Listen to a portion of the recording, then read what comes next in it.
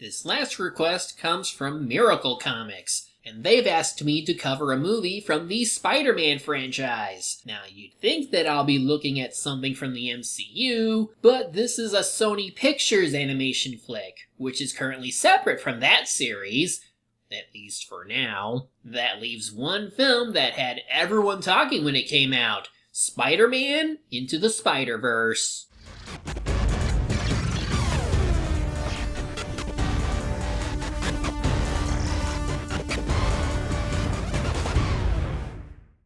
Unlike a lot of CG animated movies before it, Spider-Verse had a very unique animation style. We have very expressive characters and these near-realistic and imaginative environments, which made the audience feel like it's in a comic book. There's a lot of technical production stuff that could be found on Wikipedia, and it's fascinating enough.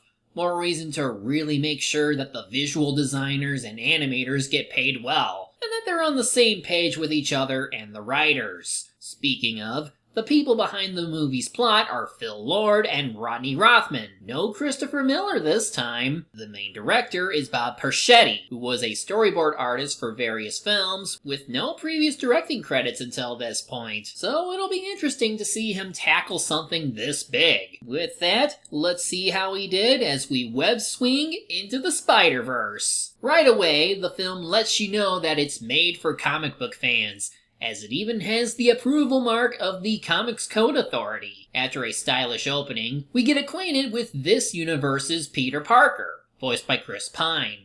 I saved a bunch of people, fell in love, saved the city, and then I saved the city again, and again, and again, and again. Yeah, for contextual reasons that will make more sense later, this was the closest the movie gets to making allusions to the three Peter Parkers from the live-action movies. Here, he's meshed into one guy, and apparently he's really popular in this world. Kinda weird given how he's usually treated elsewhere, especially thanks to a certain news CEO. Are you serious? But otherwise, he loves being a superhero despite the obvious downsides. Where he's wrong is when he thinks he's the only real Spider-Man, because, you know, there's always gonna be another. Only thing standing between this city and oblivion is me. There's only one Spider-Man. Well, superhero movies tend to ignore other heroes who could have helped in a crisis, but they won't, because they're not around. But now for our actual main character, Miles Morales, voiced by Shameik Moore. He's a young and artsy teenager who's starting his first day at a new prep school. He also has a lot of support from his mother, Rio, voiced by Luna Lauren Velez, and father Jefferson Davis, voiced by Brian Tyree Henry. The latter tends to butt heads with his son in the comics, but even so, his heart is in the right place in this movie. He's just a bit too overprotective is all.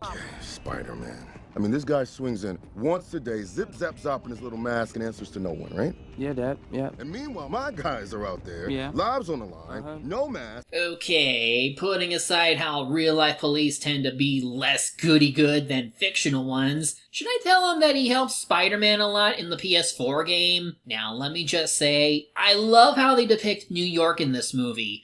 The city is like a character in of itself, with the variety of people, culture, and music all mixing with one another. The bit with Miles walking through the street shows how vibrant the city is, and how well connected he is with the people around him. But Miles doesn't seem to have self-confidence, since he thought his admission into the prep school was due to a lottery, though his father has more belief in his son's abilities despite their concerns. And you can really see the pressure building as he struggles to keep up with his classes. During one class, which showed a video about the parallel universe theory by a character named Dr. Olivia, we meet another major main character, Wanda, voiced by Hailey Steinfeld. She seems odd, but for now, we see how Miles is attempting to quit school. If a person wearing a blindfold picked the answers on a true or false quiz at random, do you know what score they would get? 50%? That's right. Wait. The only way to get all the answers wrong is to know which answers are right. As part of his character arc, he has to write an essay about the person he wants to be. He doesn't get far, so he asks for help from his Uncle Aaron, voiced by Mahershala Ali. By the way, if you look closely enough at the background, you'll find a mix of Ben-Day dots and crisscrossed lines. This technique adds a lot of color, tone, and texture to the world, and when combined with motion smearing effects from older cartoons, it results in that comic book feel that's hard to find in other films. In any case, we see that Miles has a very strong bond with his uncle. There are clearly things that Miles will tell Aaron that he wouldn't for his father, and Aaron seems to be aware of his nephew's artistic talents. So they both go to an underground chamber where Miles can do his art in secret. But as he does, we see something odd crawl around. What you got now? Make mistakes harder. Could it be that this is the spider that gives Miles his spider powers? Well, not yet, because Miles unknowingly knocks it away. At any rate, Aaron tells Miles that he had a lot of arguments with Davis too when they were younger, so they ended up separating and doing their own thing. It'll be apparent what Aaron does for a living, but first, it's time.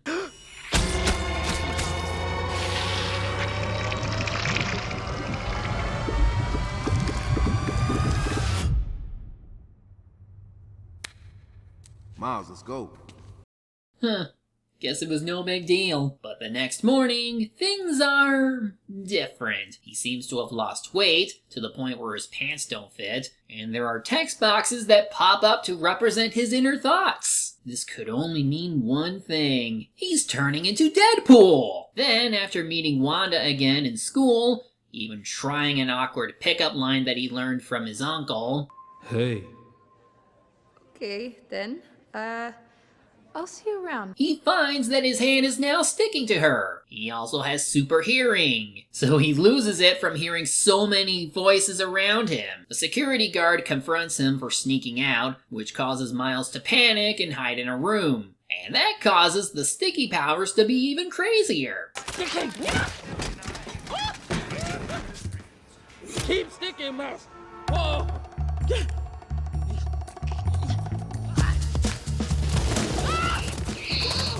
It's only after some shenanigans that Miles notices the Spider-Man comics he has, and after finding commonalities between his situation and that of Peter Parker, or at least the stand-in for Peter Parker in the comics, he comes to this conclusion. How could there be two Spider-Men? There can't be two Spider-Men. Can there? I mean, there was that one Spider-Man clone who goes by the name of Ben Reilly, but this movie is somewhat based on the Ultimate Spider-Man run, so maybe he wasn't a thing there? This is just my way of saying that multiple people can have the same powers. So Miles can't reach his uncle, and he obviously doesn't want to tell his father what's going on, so he decides to return to the place where he got bitten. Sure enough, the spider is real, and so are the sensations he's having. It's even more apparent when he finds himself in the middle of a battle between Spider-Man and Green Goblin? Why won't you quit? I don't know, I guess I like Brooklyn not being sucked into a black hole. I feel like this is a first. And yeah, Miles should likely have died twice now. Once from getting hit by this metal structure, and again after falling from it. He must be surviving due to his new spider durability. But now we see what Spider-Man and Green Goblin were talking about. This giant mechanical structure that's supposed to open a door across dimensions? Either way, Parker saves Miles from the Green Goblin, and he realizes that our main character also has spider powers. You're like me. I don't want to be. I don't think you have a choice, kiddo. Got a lot going through your head, I'm sure. Yeah. You're gonna be fine. I can help you. If you stick around, I can show you the ropes. Sounds like a neat idea for a story, but since this is following the plot beats of the Ultimate Comics, I think we all know what's going to happen next. Spider-Man is about to shut off the giant machine, only to be ambushed by another villain, Prowler. This fight is so cool looking that Miles even decides to record it on his phone. He thinks of going to help, but... Who am I kidding? I should not do that. I mean, you are a civilian who just got superpowers, without any idea how to handle them. It makes sense why you should stay put. And now for the mastermind behind this nefarious plan. You have a fortune, but hey, you can't take it with you, right? He came all Watch the test. It's a hell of a freaking light show. You're gonna love this. Kingpin, voiced by Liv Schreiber. He probably has one of my favorite villain designs in this whole film. Most of his suit is pitch black, so in some scenes he can appear even more imposing. He's also a big deal in every story he's in, but this movie really amps up his significance, which leads to some creative camera angles. Moving on, the Kingpin activates this interdimensional machine to glitch reality and do all kinds of strange crap. Spider-Man tries to seal off these 5 other dimensions, but the Green Goblin puts a stop to that. And as they fight, Peter gets glimpses of something familiar.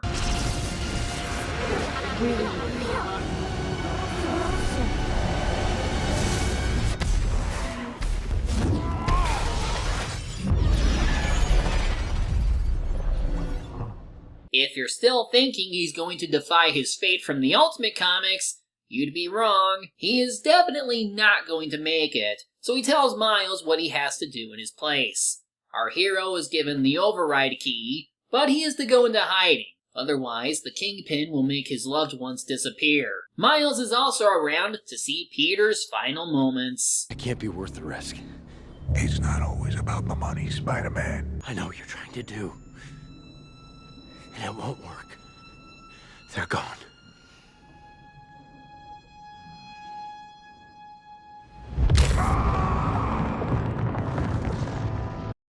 Well, that's unfortunate.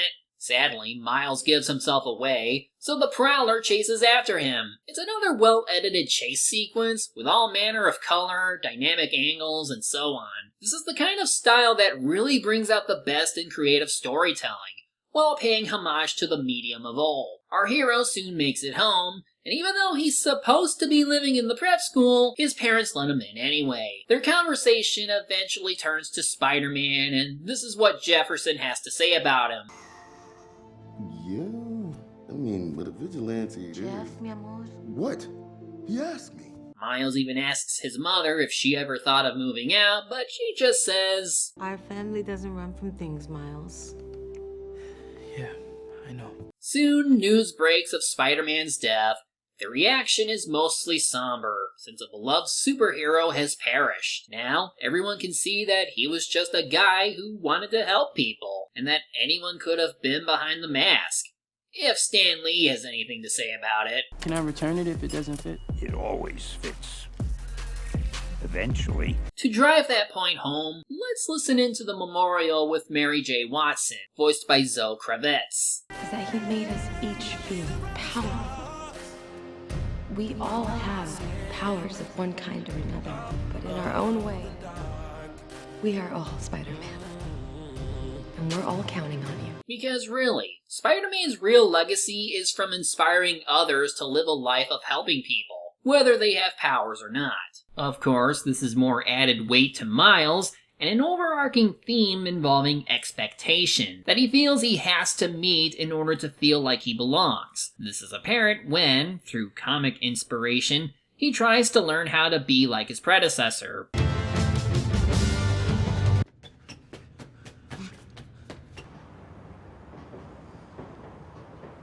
Well, baby steps, right? But still, he's not ready for the hard stuff. And sadly, he broke the override key. Now he's really unsure if he can do this, or if he can even meet everyone's expectations. But he's then interrupted by this guy. Miles knocks the dude out with electricity, and as he inspects the body, he sees a Spider-Man costume. What does this mean? Alright, people, let's do this one last time.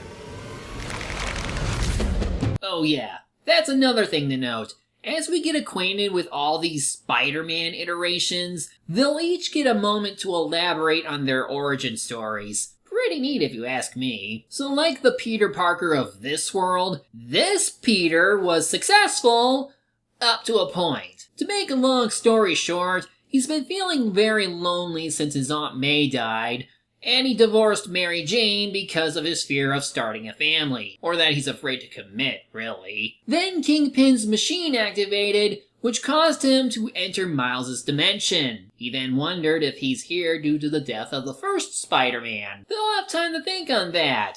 after getting away from the police. At least Miles gets to play with B. Parker's web slingers. Come up, son!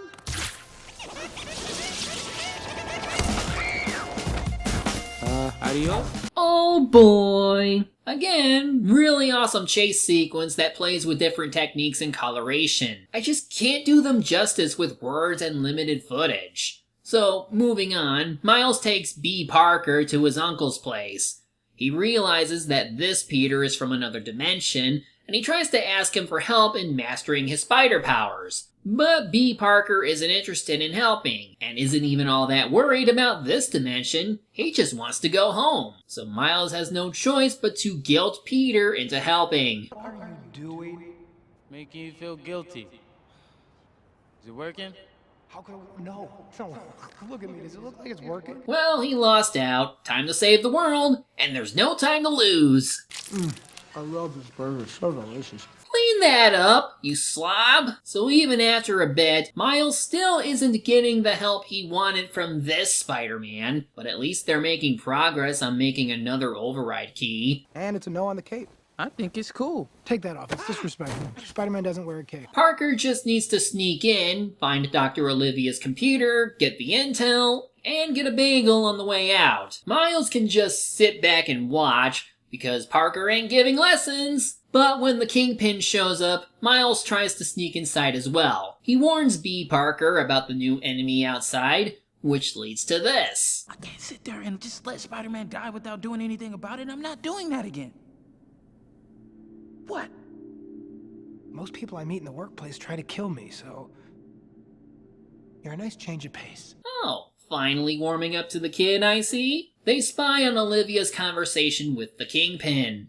She expresses her concerns about using the Collider again so soon, but Kingpin largely ignores her warnings. The two Spider-Men then hack into the Doctor's computer after the meeting is over, but Miles' sticking power starts to act up again. B. Parker tells our hero to relax as a way of controlling his stickiness, so our hero sings his favorite song to achieve that effect. This causes the Doctor to return to the room, but that's okay. We learn that Miles also has the power of invisibility. So Olivia only sees B. Parker, and she inspects him as a being from a different dimension. Miles is able to at least access the main desktop, but finds it cluttered. Though all things considered, at least Olivia seems like a pretty cool lady. Why is she working for the Kingpin? Pinch a little.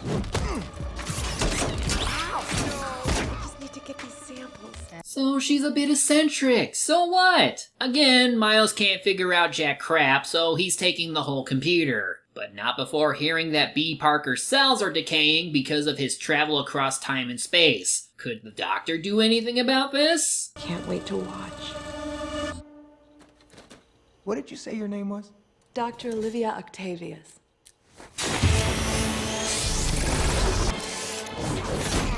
Can I assume that your friends call you Doc Ock? My friends actually call me Liv. My enemies call me Doc Ock. Oh, I see. Love the arms you have. Very different from what I'm used to seeing. This leads to Parker getting beaten up, and Miles bumping into... Wanda? What? They then have to flee from scientists who all have guns. I guess everyone can fight in this world, but these guys have one weakness. He took a bagel! Alright, time to swing, just like I told. Miles is given his own web slinger to escape with, but he can't use it very well. It's only after Olivia closes the distance that he finally gets away. B. Parker's encouragement also helps here. We're a little team. Me as the teacher who could still do it. You as the student who can do it, just not as good. I'm proud of us.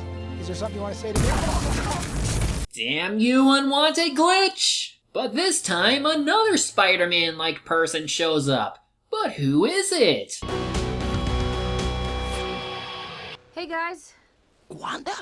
it's Gwen, actually. Oh, of course! Gwen Stacy! I'm partially familiar due to my friends reading her comics. From her exposition dump, we learn that her turn to Spider-Woman let her save the life of her father, police officer George Stacy, but when she was unable to save the Peter Parker of her dimension, she became a loner who swore off attachments. She was literally blown 1 week into the past and— stop! Is that a Clone High reference? Must be a universe where Clone High was successful enough to get an actual sequel series. Well, at least we're getting a season 2. How many more spider people are there? Save it for Comic-Con.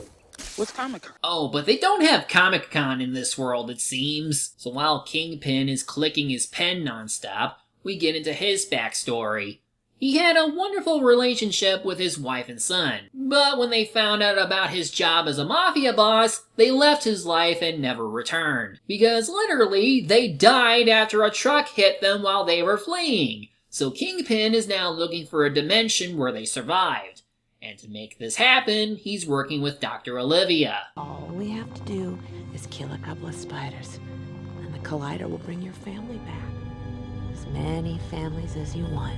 While this obviously doesn't absolve him of his actions, especially since he might warp all of time and space into nothing, at least that's more depth than more other Kingpins I've seen. Miles and Gwen share a moment together about becoming superheroes so suddenly, and it's a good chance for her to finally open up, while he can get extra pointers about his spider powers. For now, they head to the home of this world's Aunt May, and since B. Parker is the closest in resemblance to her Peter, he has to be the first one to talk to her. So this is gonna sound crazy, but I'm pretty sure that I'm from an alternate dimension. Yeah. You look tired, Peter. She knows him all too well. In this universe, Aunt May has been his nephew's secret keeper for years. There's even an underground lab underneath the house. We even get to see the many costumes that the first Spider-Man went through over his crime-fighting career, including one with a cape. Peter knew how dangerous the job was. But he figured the only one who could stop this guy was Spider-Man. We're an hour into this movie at this point, so now our heroes need to find a way to stop the Kingpin. How are they going to do that? You think you're the only people who've got to come here? Is he in black and white? Where's that wind coming from? We're in a basement. Wherever I go, the wind follows. And the wind, it smells like rain. What? Hi guys! Konnichiwa! Hajimemashite yoroshiku! This could literally not get any weirder. It can get weirder.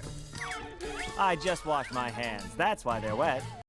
Man, Marvel has a lot of Spider-Man variants. Anyway, they go over their origins at once. Noir Parker, voiced by Nicolas Cage, comes from the 1930s, and his backstory is from the Spider-Man Noir comics. Penny Parker, voiced by Kimiko Glenn, uses her telepathic link with a radioactive spider to operate their special spider suit. And Peter Porker, voiced by John Mulaney, was a spider who was bitten by a pig. And each of them has a different animation style that differs from the other spider heroes. Anyway, these newcomers say that they're willing to stay behind and let the others return to their home, despite their own glitchiness.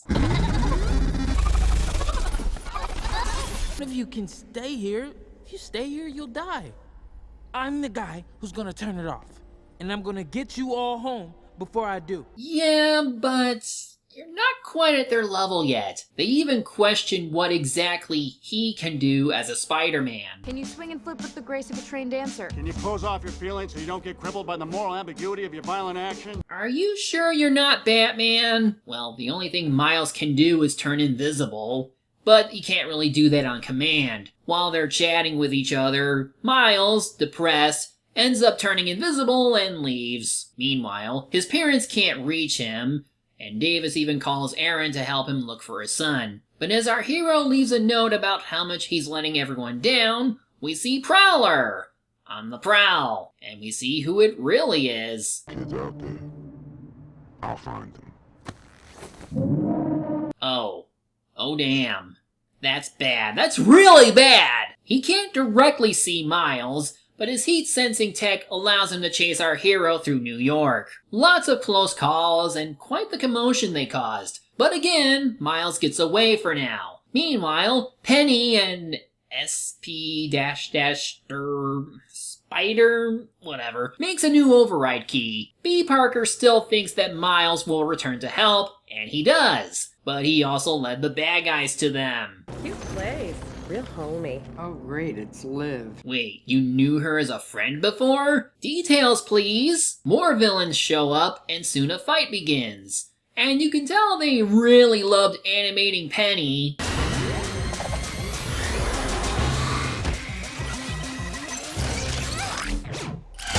As Davis gets the call to the scene, Miles takes on the Prowler. Somewhat. Prowler gets the upper hand, but once he finds out that this really is Miles, he's forced to make a choice between his nephew and the mission. He chooses to spare our hero, but...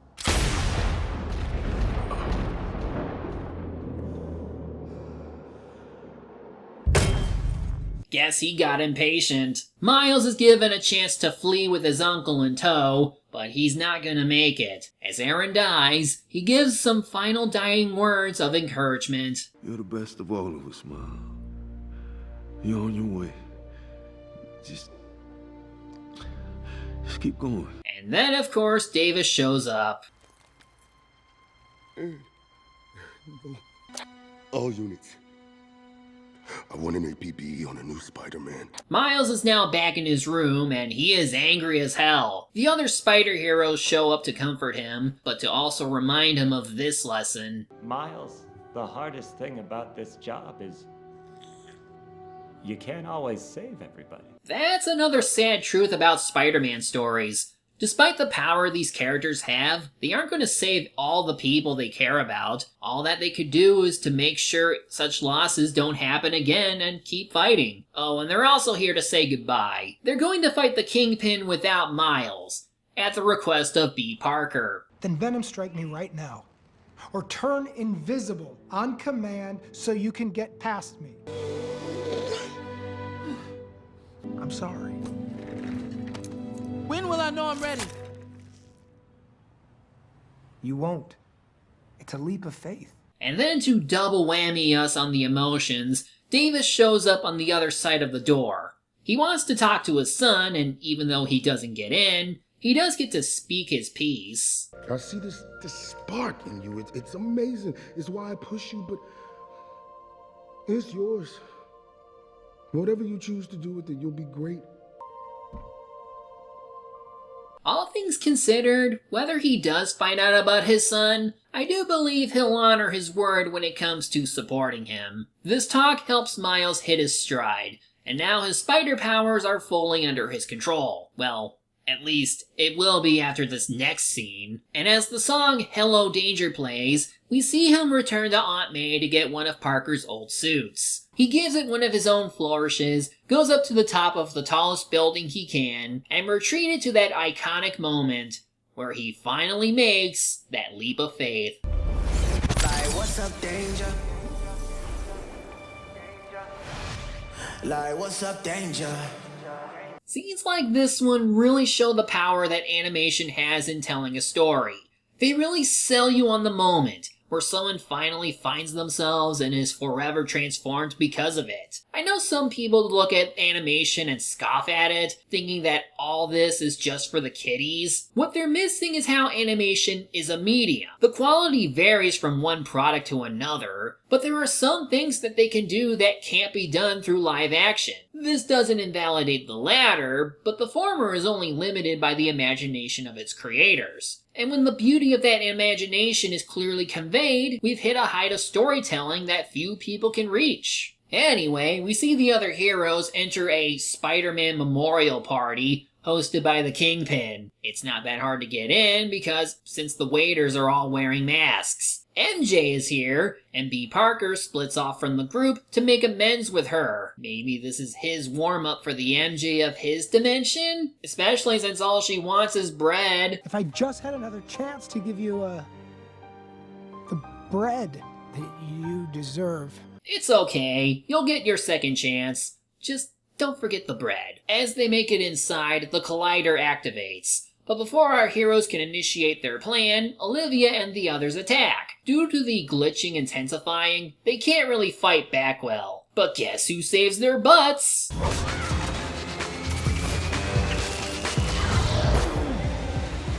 Miles? Spider-Man?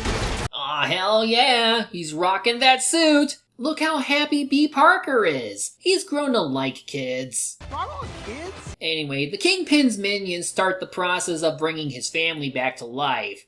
Or at least bringing them over to this dimension. This causes the whole city to go haywire. And the Collider isn't making things any easier. Now that's some Doctor Strange level of freaky. By the way, I know I said it looked like they loved animating Penny, but... What are you? Some kind of silly cartoon? You got a problem with cartoons?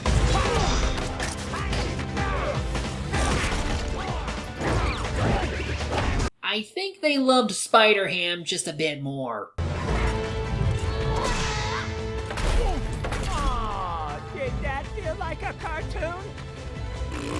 The main three fight Olivia in a cool and flashy battle, and while it looks like the battle may go on longer, she gets hit by Truck-kun. This gives Miles a chance to do his thing since he was able to get the override key from Parker. Don't wash the mouth. Wash the hands.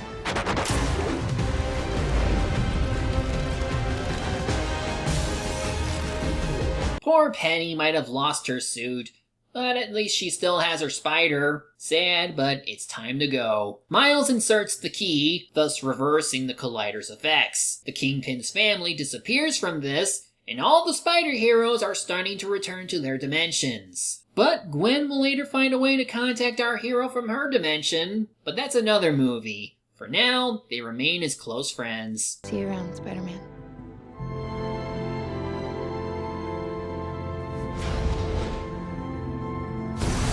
But before B. Parker can go, the Kingpin shows up to face them. Parker wants to fight him alone, but Miles is more than ready to step in now, forcing Parker to go back home with the notion that he won't screw up this time. And with that, the battle between a small child and a large-suited man begins. And it's epic.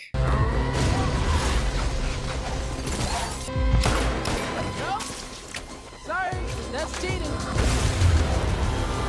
Of course, the Kingpin gets the better of him after a while, but Davis manages to make his way over to the battle, somehow, and watch it unfold. Miles struggles, but who better to cheer him on but his father? Get up, Spider-Man. I guess it takes seeing the world hang in the balance to make you see just what Spider-Man is fighting for. This gives Miles his second win, and that's enough to give Kingpin the shoulder. Hey, Kingpin! Push the green button for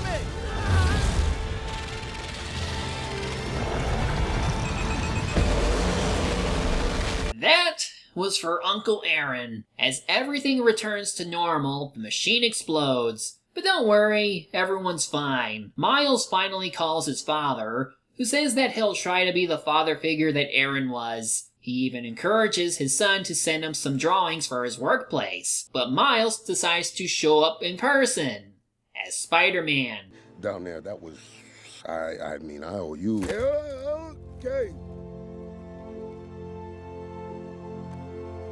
Now, he doesn't realize it's him, but part of me thinks he does. Maybe we can see a resolution in the sequel. For now, Davis is content to just agree to disagree with Spider-Man and his methods. With that, the Kingpin gets arrested, Miles now gets a bit of fame from the public, and we wind it down with our hero going over what he's been up to lately, now that he's become Spider-Man. And he gives the thanks to the friends who helped him to be the person he is today. Anyone can wear the mask.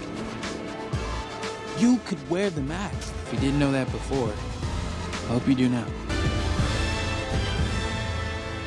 'Cause I'm Spider-Man. And I'm not the only one. Not by a long shot. This is not only one of the best Spider-Man films out there, but it's one of the most important animated movies, period. Along with Peanuts and Captain Underpants, This really opened up the possibilities for CG animated movies in the future. Instead of sticking to a lane between 2D and 3D animation, Spider-Verse picked and chose from the two with great effect. I could not do justice to the scenes that I had to gloss over or talk over due to various reasons. You just have to take my word for it and see them in their entirety. This whole movie is a wild ride from start to finish. And even among all the wonderful animation is a thoughtful coming-of-age story. This is very much a Miles Morales character piece, as he comes to learn about himself and what it means to be Spider-Man. While B. Parker has his own bit of development, more so than the other spider heroes are there to help Miles along in his life story. By the end, he has the love and support of friends and family, so he'll have no fear of doing his best moving forward.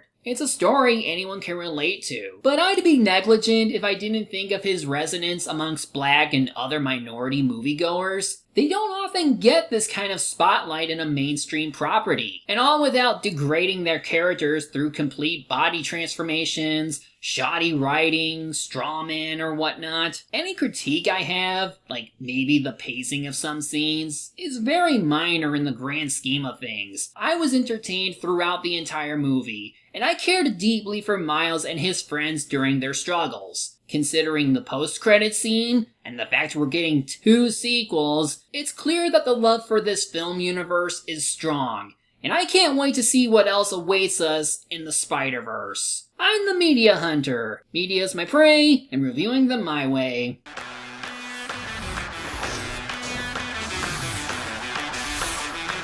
Step out of my zone. I had to get out alone and figure it out on my own.